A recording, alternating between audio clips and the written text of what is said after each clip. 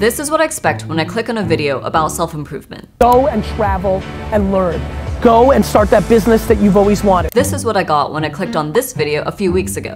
If you want a face tattoo, wait 5 years. Use your car for posture. What? Which was inspired by Kevin Kelly and a list that he made before of some bits of unexpected life advice for living better. Don't trust all-purpose glue. A vacation plus a disaster equals an adventure. We thought both of these were so fun and actually so thought-provoking that we wanted to continue the trend. So here are our own 30 tips for living better as two 30-year-olds. As with all advice, feel free to take it or leave it.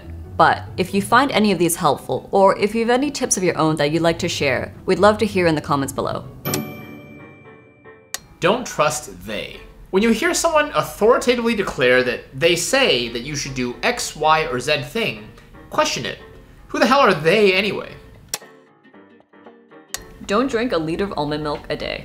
And in case you're wondering why on earth would I ever do that, let me tell you a story. So when I really like something, especially something that can be consumed, I will just have a lot of it non-stop until I get sick of it. For a while, that was almond milk, and as you might have guessed, I was basically drinking a liter a day.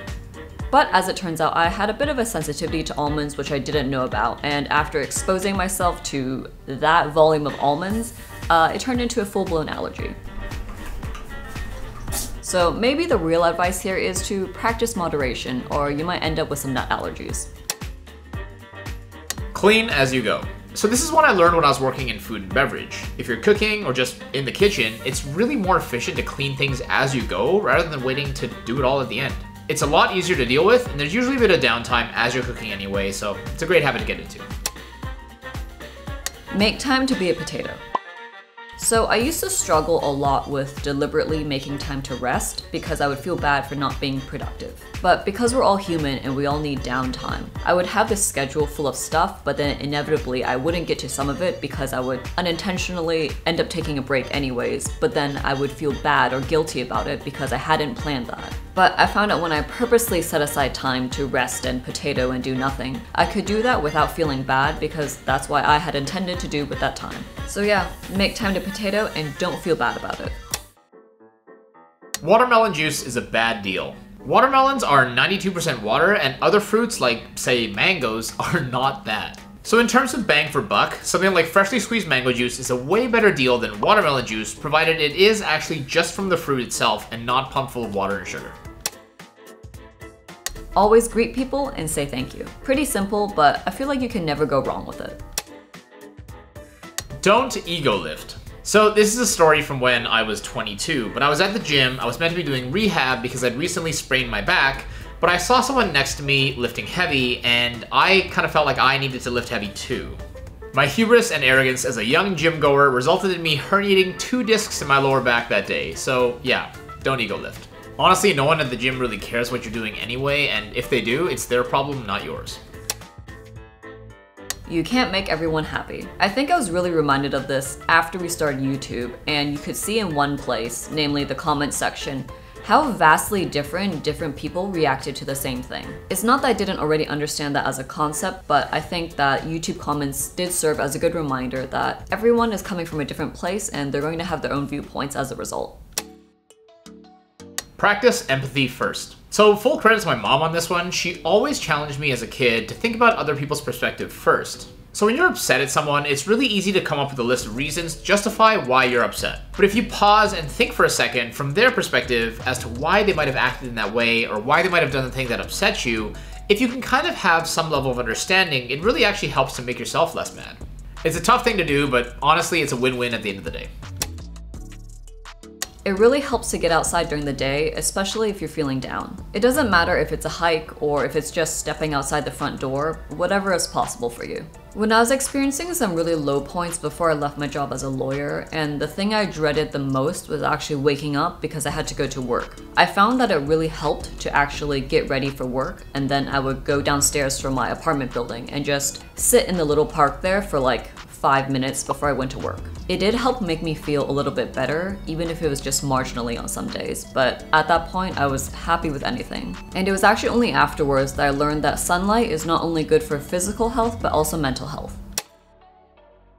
Send all of your emails to a gibberish recipient. When you're drafting an email, type a bunch of gibberish into the addressee line. That'll prevent the email from being sent, because if you try to go and send it, the email client will come back saying that the gibberish addressee cannot be found. When you're ready to send the email, just delete the gibberish and send it. This one saved me more time than I'd like to admit. Just try. Whatever it is that's been on your mind or that you're curious about, just give it a go. I don't think it really matters if it's something necessarily productive or if you're good at it or if you even want to get good at it. I think there's a lot of value in just trying something out that you're curious about.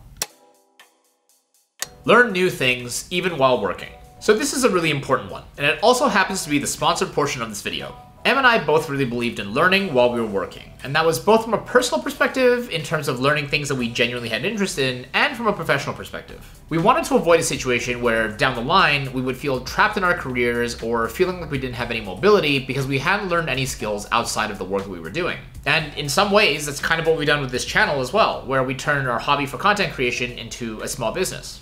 So if you've made a commitment this year to try something new, learn something that's relevant for a potential job switch, or even just to learn something independently that's really relevant for your current job, Skillshare is a great resource for this. And it's actually one that we used when we were starting out this channel. When we started working on this YouTube channel, I really wanted to push the boundaries of what we were able to do with visual storytelling through our videos. So I took a course by Thomas Daher, one of the editors for Yes Theory, titled Storytelling Through Film: How to Create Engaging Videos for YouTube. The class ended up being super helpful. It was honestly really well made, and I was able to apply some of the things that I learned in that video into a video that I was making at the time on how to get out of a rut. And happily enough, a bunch of our viewers actually noticed a significant difference in the quality of that video. But that's not all. Skillshare has a number of courses on more traditional career topics too, like this branding course by streetwear guru Jeff Staple. So the product is king. The product's gonna make your logo what it is. As well as this curated course by Skillshare on productivity and time management with input from YouTube legends like Ali Abdaal and Thomas Frank. This year, we have a lot of plans for our channel and for other things coming soon. So we're really excited to be working with Skillshare because it's a platform that we love to use for learning new things and picking up new skills. But don't just take our word for it. The first 1,000 people to sign up for Skillshare using our link below will get a free month of Skillshare. So if you've been on the fence or if you've been thinking about picking up that new skill or trying to learn something new, now's your chance. Thank you to Skillshare for sponsoring this video. If you can't get ketchup out of a bottle, do this. It's easier to just not buy junk food than to have it laying around at home and not eat it. Seriously, I won't even go down to 7-Eleven to buy ice cream if I don't have any in the freezer. But if it's there, I'm probably eating it.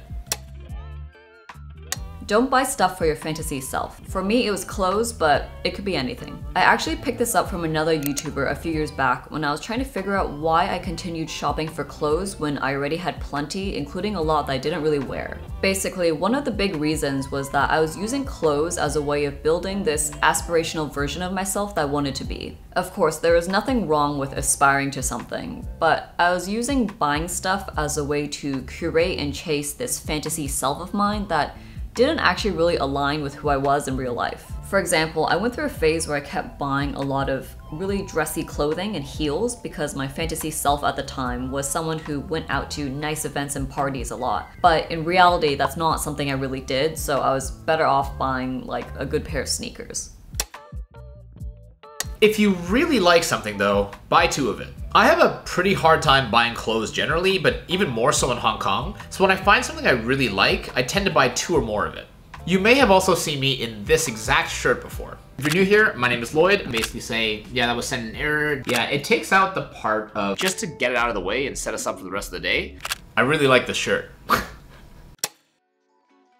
There's nothing wrong with asking for help. Oh, can you help me with something really quick? Yeah, what's up? This is really hard to do by myself. I'm including this one because I still need to be reminded of this from time to time.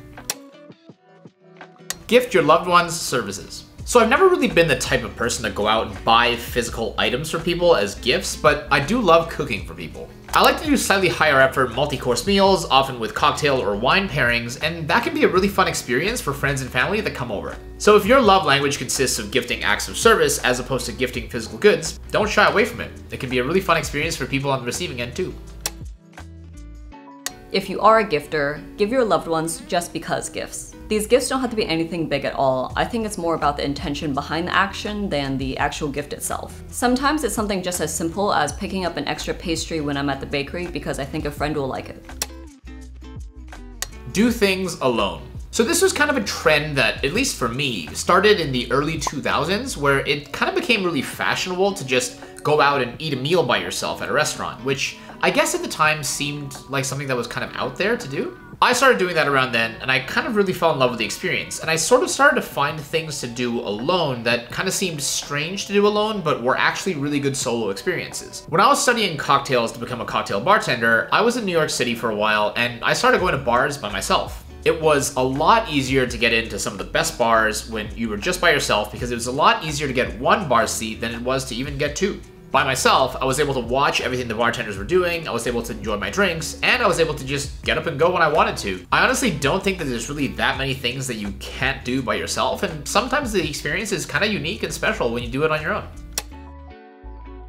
Put everything into your calendar. So I really got into the habit of doing this when I was still working as a lawyer, and I literally couldn't miss court deadlines because that would mess up my client's case. So I became really militant about writing everything into my calendar. After a while, I got into the habit of just putting everything into my calendar, including my personal plans. And then I realized it was actually really nice knowing that I had one place that I could always refer to for everything. Invest in things with the best return on use. So when I was working as a lawyer, I went and bought an ultra widescreen monitor to put in my office. Most people at the firm, including myself up until that point, were using these standard issue, very basic 24-inch monitors that, you couldn't really even fully look at an Excel spreadsheet on. They weren't very nice to use, even though most people had two of them set up, and a lot of people questioned why I would spend my personal money on something that I would just bring to work. But the way I saw it was this. I was the one using the monitor for up to 12 to 16 hours a day at times, and I got a really big quality of life increase by getting more real estate on my screen. On top of that, I keep it when I leave. It's still my property, I just happen to be bringing it to work to use. After I explained myself, a couple of people actually went and followed my lead and bought their own monitors, which they brought to the office. So yeah, it's really good to invest in things which you use often and which will increase your quality of life dramatically. Keep a package of tissues in each of the bags that you use. Maybe I'm just slowly morphing into an Asian mom, but this is a super helpful life hack, especially if you're kind of clumsy and uncoordinated like me and you're pretty prone to spilling stuff. Also really helpful if you're ever out at like a mall and you use the bathroom and you run out of toilet paper. Don't start the day with your content rectangle. So I'm not perfect on this one, but on days when I start with exercise or work or just anything that's not looking at content on my phone or on my computer, I tend to have a better day. I generally find that I'm more productive, I'm less distracted, and I'm not really chasing after that big dopamine hit throughout the day. Not saying you can't enjoy content, especially if it's from your friends Em and Lloyd, but first thing in the morning is probably not your best bet. Sometimes, simple is better. I think it's easy to overcomplicate a lot of things these days due to the sheer amount of information and options that are available. For example, in the past year, I've probably tried about 10 different ways to keep a daily to-do list using different apps or systems. But in the end, I reverted back to good old pen and paper because that's what I did for my entire career, that's what I like best, and it works for me. Don't charge your phone next to bed. Charging your phone away from where you sleep is great because it means that you have to get up out of bed to turn off your alarm. In our experience, this significantly decreases the potential for you to hit the snooze button or for you to crawl back into bed and just end up scrolling on your phone or watching content first thing in the morning. Memorize certain important personal information about yourself in case of an emergency. This is something really handy that I think I picked up from my dad, but I always have certain important information memorized just in case there's some kind of situation where I need it but I can't access it. So for me, that's important ID numbers, at least one credit card number together with the expiration date and the security code, Lloyd's phone number, and some of my other family members' phone numbers. Failure is good. I mean, maybe not failure itself, because that's not super nice, but it's really what we do with failure that has the potential to make it good. We always tend to remember our failures more prominently, so the next time you feel like you failed at something, it's a really good opportunity to reflect on that failure, reflect on what happened, and think about how to avoid that situation from happening again in the future. Check in on people from time to time. Even if it's a friend that you don't talk to that often and they live far away, I think it's worth it to just check in on them from time to time because you never know how things are going. They could be having a hard time. It's something a good friend of mine told me a while back that he liked to do for this reason, and it really stuck with me. Thanks a lot for watching, guys. If you enjoyed this video, make sure to hit that like button, consider subscribing, and check out this video next for a video that the YouTube algorithm thinks that you'll like.